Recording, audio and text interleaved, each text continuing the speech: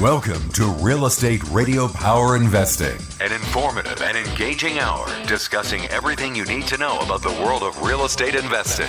Your host, Tom K. Wilson, provides you with insight and guidance from his years of experience as a successful real estate entrepreneur on how to buy, sell, finance, and invest in real estate, and much more. Now, here's your host for Real Estate Radio Power Investing, Tom K. Wilson. Thank you for tuning in and for being back with us on Real Estate Radio Power Investing, where we empower you with the education to maximize your investing success. We're broadcasting from our Silicon Valley studios. I'm Tom K. Wilson, your host for this weekly program on real estate investing. If you can't make the live show, you can catch our podcast on TomWilsonProperties.com or on iTunes or on YouTube. You can go to TomWilsonProperties.com and look up all of our podcasts and broadcasts that we've had over the past 5+ years and pick out the categories and speakers that you would like to hear. And also, by you signing up to our newsletter, you can get a weekly report on what's going on in the world of economics as it relates to real estate and real estate news around the country.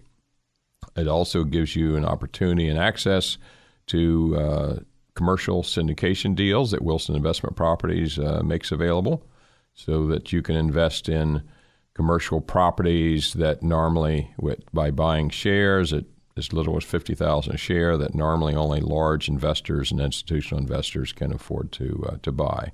This would be in the areas of industrial, retail, office, multifam, and so forth from around the country. There's a lot more investor education information on TomWilsonProperties.com, the website for Wilson Investment Properties. So today we have with us Carolyn Pistone, who's president and Clearblue at Clearblue Commercial, a full-service brokerage and sustainability consulting and project management company. She's a licensed EcoBroker, certified green building professional dedicated to saving the planet using her real estate license. She's awarded a Nonprofit Leadership Award, Best Green Business Community Philanthropy Award, Outstanding Facilities Manager, Green Company Innovator.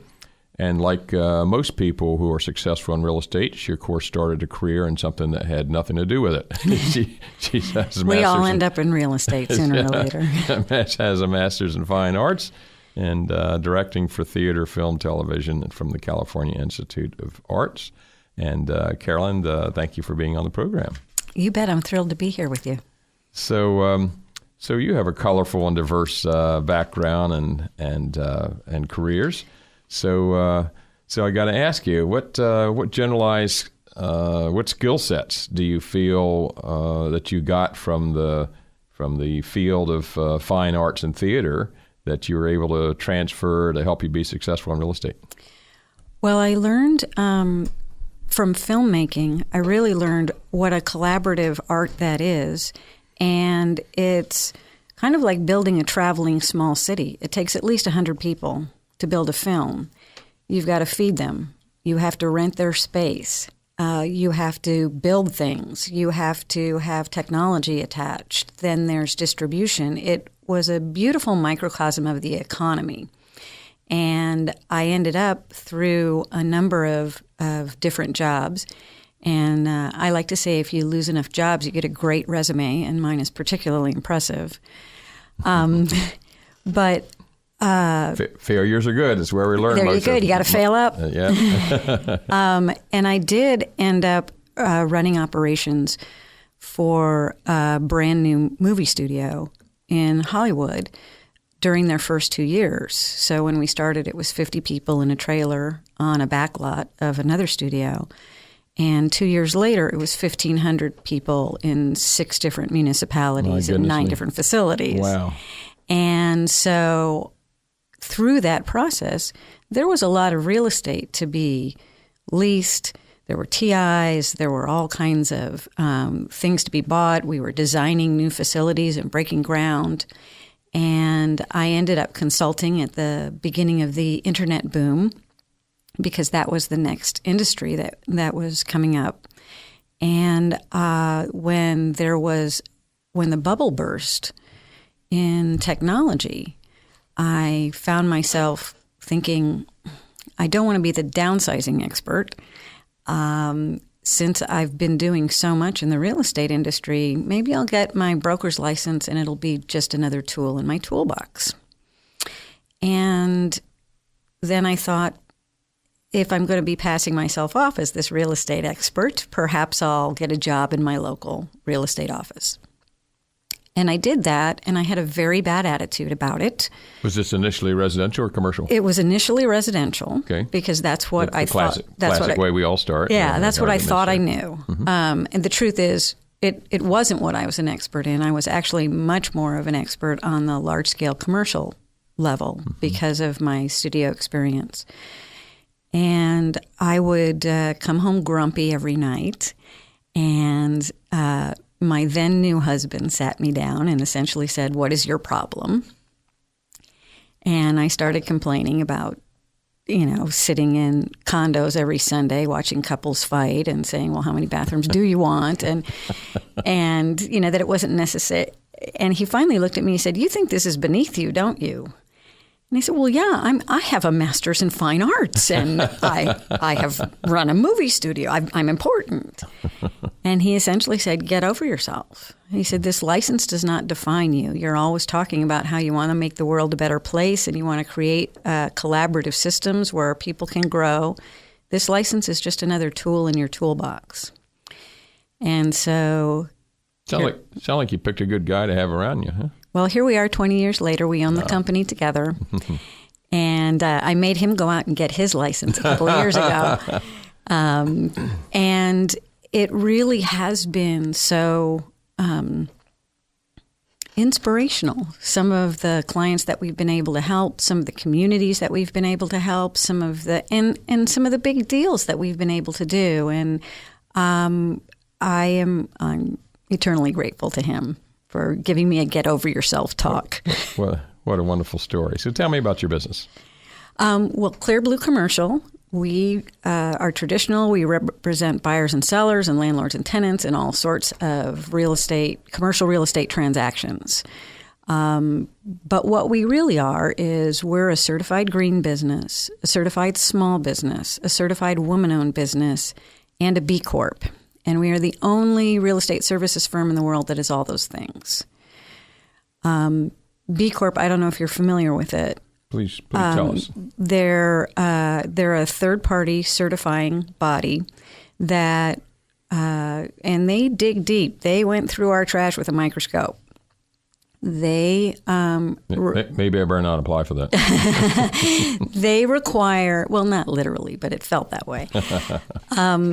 They require you, in order to maintain your B certification, they require you to adhere to a higher standard than just monetary profit for your stakeholders. So you have to adhere to a higher environmental benefit, a higher community benefit, higher social justice benefit. Are there some national names that we might know who are there? Well, there are international companies. There are 2,000 B Corps worldwide. But one you may have heard of is Patagonia. Ben & Jerry's is also a B Corp. There are also two banks here locally in the Bay Area. One is New Resource Bank and one is Beneficial State Bank that are also B Corps. Okay. And what to get certified as B Corp? What do you have to do other than, in addition to giving something to the community, being green? Is it? They look at all of your suppliers. So we had to show them all of our financials. We had to show where we were spending our money, and wherever possible, we needed to spend our money either with a local business, a minority-owned business, or a green supply chain business. They also look at who our customers are and where we're making most of our money. So they really, and then they look at our employee handbooks, all of our policies and procedures. Then they look at things like, do we print two-sided? which, by the way, saves 50% of your paper. So anybody who's still printing one-sided should please print two-sided. You save half the paper. And things like, what kind of ink do we use in our printers? So very thorough, huh? Yeah. It was the hardest certification to get. Interesting. Tell us about what's an EcoBroker. Oh, EcoBroker has been around for a while, and EcoBroker came out before the National Association of Realtors had their green designation. And it's some additional education that you take, and it's some coursework where you study about the building envelope and clean indoor air quality and passive solar, which is really just having your windows in the right place and orienting the building properly so that you're reducing the amount of energy, you're reducing your carbon footprint, and you're making sure that the building itself is serving the ecosystem that it's in. Okay. Can you give some examples of what your company, Clearblue Commercial, does to support being green and a B-Corp? What's some examples of things that you do? Well, there's a couple of things. There are local. I want to tell you about an event that we put on called Mulch Stock during the drought. It was about 2 years ago, and it's complex. So maybe I know we don't have a whole lot of time in this segment, but I really want to talk about Mulch Stock because it was an example of a public-private community partnership that saved 3 million gallons of water annually. So it's still saving that amount of water. It took 1 day. We had massive community involvement, and it was one building. It was one building in Petaluma, California, and we were able to save 3 million gallons of water a year. Well, and it's still on now. Is it ongoing? Absolutely. Once you make some of these changes, they're ongoing. So the benefits last far beyond that lovely day we all spent together. So your company sponsored your company sponsored this the event set this up. We produced the event. I would say I'll go back to my film days, and we were definitely the producers. I resonated with that. Okay, good. All right. Carolyn Pistone, we will have back here in a moment and talk a little bit more about the different ways that her company is contributing to the community and being green. And we will ask her some more questions about what she has plans for in the future. So stay with us. We'll be right back.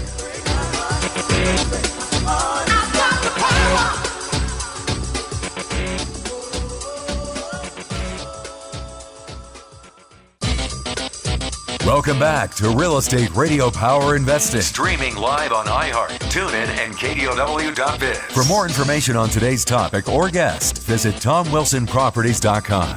That's TomWilsonProperties.com. Again, your host for today's edition of Real Estate Radio Power Investing, Tom K. Wilson.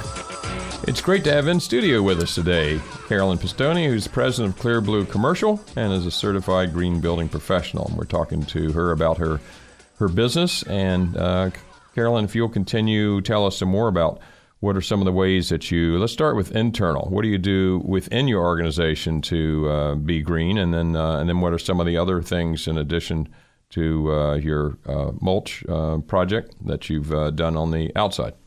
Well, within our organization, we're a small organization with a small footprint, and intentionally so. It's very easy when you're providing a service and you're not manufacturing a product to take a look at small things and make small changes that reduce our carbon footprint and increase our positive impact. Because it's a small office environment, right? Exactly. What we are really looking for when we look outside of ourselves is where can we make the maximum benefit. You want to leverage your approach to business, right? Absolutely. In a even though we're dedicated to green and we're dedicated to our communities, we're very dedicated to our clients' bottom line. Economic sustainability is as important as all the other kinds of sustainability. You mean green doesn't necessarily cost you more long run? It doesn't. Oh, I just hate that. I hear that a lot. Even when I come out and I show my PowerPoints and show the data. I'm glad I'm sitting on the other side of the table. One of the things that we have really focused on is how can we make changes in our built environments? Because the greenest building is one that's already built. There's great innovation, and sustainability is driving a lot of innovation. So that if we were to build a building or build a city from the ground up, we could make a completely sustainable city and have it be, and have it not cost as much. However, then we're looking at land use and what are we going to do with all these buildings that are already built? Do most of your clients building from scratch, or are you renovating buildings that already exist and to make them more efficient? A little of both. Mm-hmm. We specialize in office and office park properties, but we also work with clients who have industrial properties, and we're also doing some land sales. So we're really looking at, and where we're doing land is in agriculture and ag tech. And what I find is that farmers know that smart resource usage is good business. So regardless of whether they consider themselves green or consider themselves sustainability advocates, they have been for centuries. Can you give a couple examples of where being green is also economically advantageous? There's a small office building that we managed that we did an LED conversion. We put in EV charging stations mm-hmm. in the parking lot mm-hmm. for free use for the tenants. And we also did a complete turf conversion. So the operating expenses dropped drastically, even with the additional draw from the EV charging stations. But by accessing every grant, every program, every incentive that's out there, and there are a lot of them out there, we were able to do this with little or no out-of-pocket on behalf of the landlord. And the savings were great. And by adding the EV charging stations, there's the demand for charging far outstrips the supply. Mm-hmm.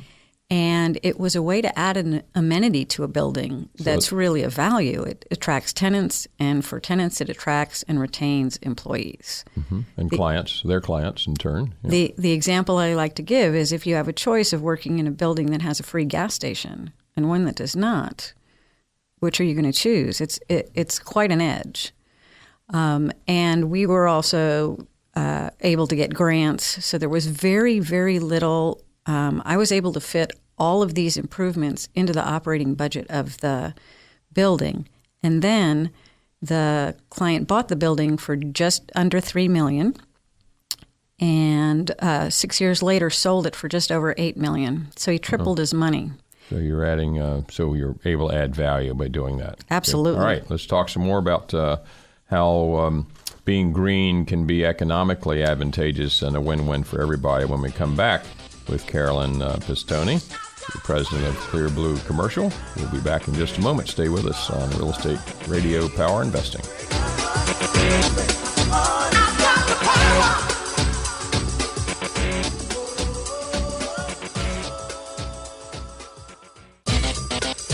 Welcome back to Real Estate Radio Power Investing. Streaming live on iHeart, TuneIn, and KDOW.biz. For more information on today's topic or guest, visit TomWilsonProperties.com.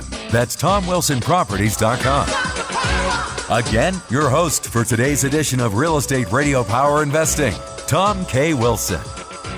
In studio with us today is Carolyn Pistone, the president of Clearblue Commercial and a certified green building professional. And we're talking about how being green doesn't doesn't need to cost you money. It can actually be a win-win economically by so doing it. We were talking about examples such as a commercial building having charging stations and changing over to more efficient LED lighting and so forth. Any other examples you can think of to tell us? Well, I was just thinking of my favorite cartoon that I saw not long ago was about some of the political discussion around climate change and sustainability. And you see somebody at a seminar asking, what if we go to all this trouble and build a better world and clean up the planet, and it turns out not to be true? And what makes me laugh about that is the fact that there's really no downside to this, especially when you look at the economics of it. If we can clean up our communities, clean up our air, clean up our water, get better indoor air quality, get more energy efficient, it creates more profit for the landlords and the investors and the sellers, and it creates a better environment for employers and tenants and industries. So there is no downside, and in fact, it doesn't cost more. May I ask about, how frequently are you doing a new project, a new commercial building, and your focus is commercial, not so, and does that include or exclude multifam? We haven't done a multifamily project yet. We would love to. Mm-hmm. We do primarily office parks and industrial buildings. Mm-hmm. Okay. And we're doing more now because we're not managing property now. And managing the property gave us a wonderful petri dish or lab in which to prove everything we wanted to prove. Now we have been able to turn around and pass those savings on to every landlord, every client, every property manager, every large asset manager. The mulch stock that I told you about before, when we originally had it bid, it was going to cost $250,000 and would pay for itself in water savings in 32 years. There was no way. We did it all in one day, cost $75,000 and saves $3 million gallons a year. Is that because you got a lot of your labor in the form of volunteers in part? Absolutely. It was very interesting because we got 3 bands, and we had people that donated snacks, and we had massages, and reached out to the city and the high schools and a number of places. We made it a wonderful day. I did have a hard time explaining to my client when I sent them the invoices for a couple of massages as to why that was coming under the landscaping bill. But we made a fantastic 4-minute video of it that I'll send you. I was able to send this to the client, and they actually looked at the property as more than just another line in their spreadsheet. All of a sudden, they felt really good about what they were doing in the community. Okay. When we come back from this next break, I'd like to talk to you a little bit about how buildings are appraised when they're green. Does that create a problem? And maybe a little bit more of the nuts and bolts of the buildings themselves. So we have Carolyn Pistone with us today, president of Clearblue Commercial, and certified green building professional. We'll be back in just a moment to ask her some more questions about her very interesting and unique business.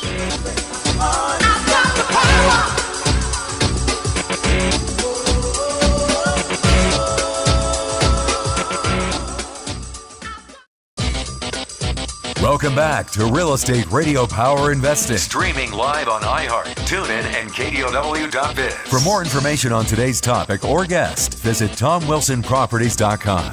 That's TomWilsonProperties.com. Again, your host for today's edition of Real Estate Radio Power Investing, Tom K. Wilson. We're talking with Carolyn Pistone today in studio, the president of Clearblue Commercial and certified green building professional. And we're talking about the different ways that being green can be advantageous in many ways, including economically. Carolyn, one thing I want to ask you about is, we always have a problem with certification agencies and policing agencies, such as our groups, such as appraisers that don't always keep up with modern technology and the way things advanced. Do green buildings have a problem these days with getting correct and sufficient assessment from an appraiser? I think so. I think that has been a challenge, and I did speak a couple of years back at the Appraisal Institute to try to get them excited about this. Come up to the modern world here, right? Well, and incentivize it. Well, and there is a lot of anecdotal data, but there isn't. The appraisers are slow to catch up, I guess, is what I want to say. I guess the other problem probably is that whatever value add to the community is hard for them to say, well, that makes this building worth more, right? It has to be more. How does it translate to its attractiveness to new buyers, and how does it translate to net operating income increase, right? Well, there's definitely net operating income increase, because anytime you reduce operating expenses, you're doing quite well. And the thing about some of the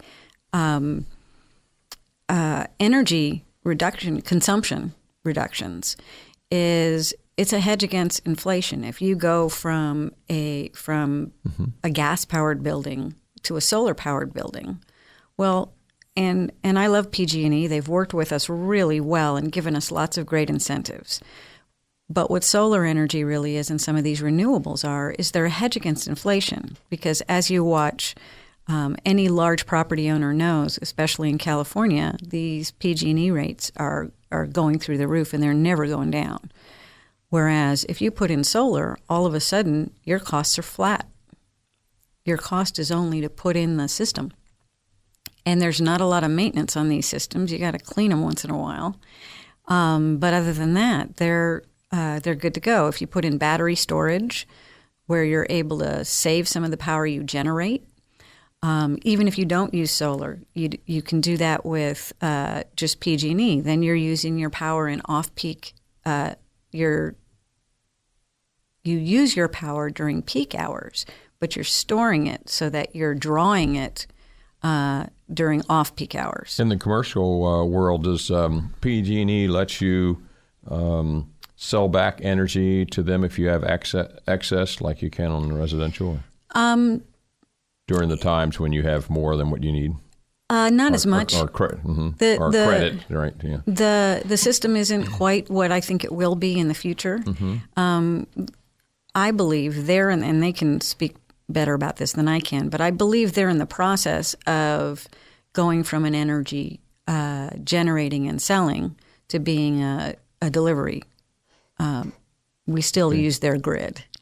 There are very few off-grid buildings, and we need to exist on the grid, and we need to power ourselves on the grid, but we also need more local control of our energy consumption. Okay. Now, your market is what, Bay Area or north? Well, I like north of San Francisco, or what? I like to say we're small but mighty. We're based in the North Bay, but we also have a small footprint in Sacramento.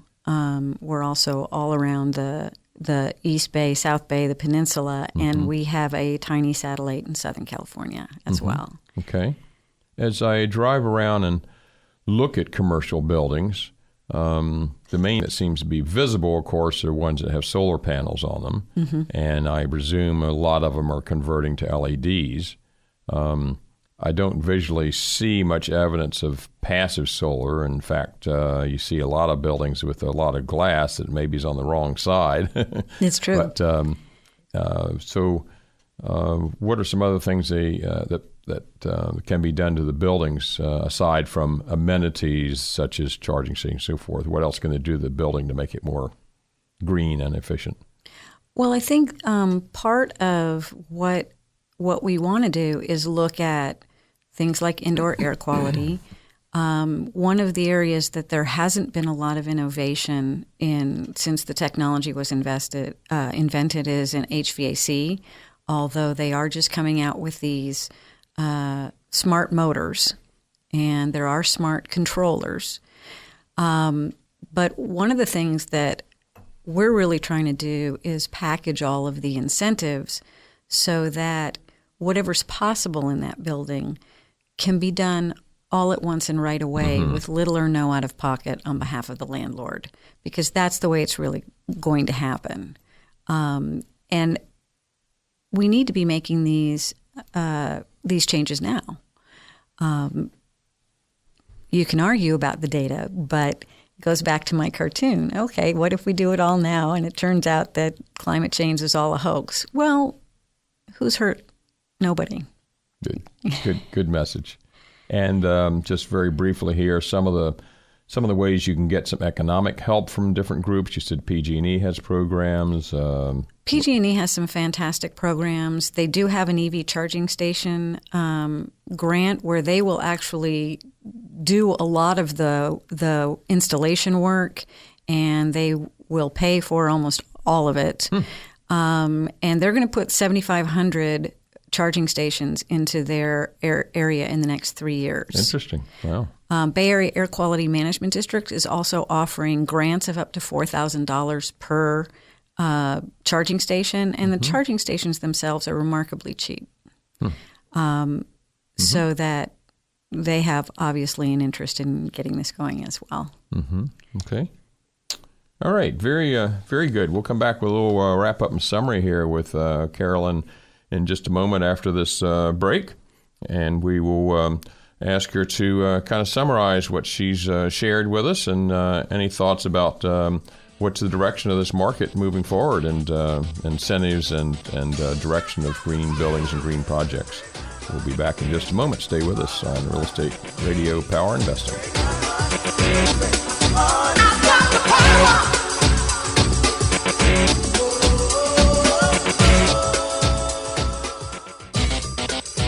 Welcome back to Real Estate Radio Power Investing. Streaming live on iHeart, TuneIn, and KDOW.biz. For more information on today's topic or guest, visit TomWilsonProperties.com. That's TomWilsonProperties.com.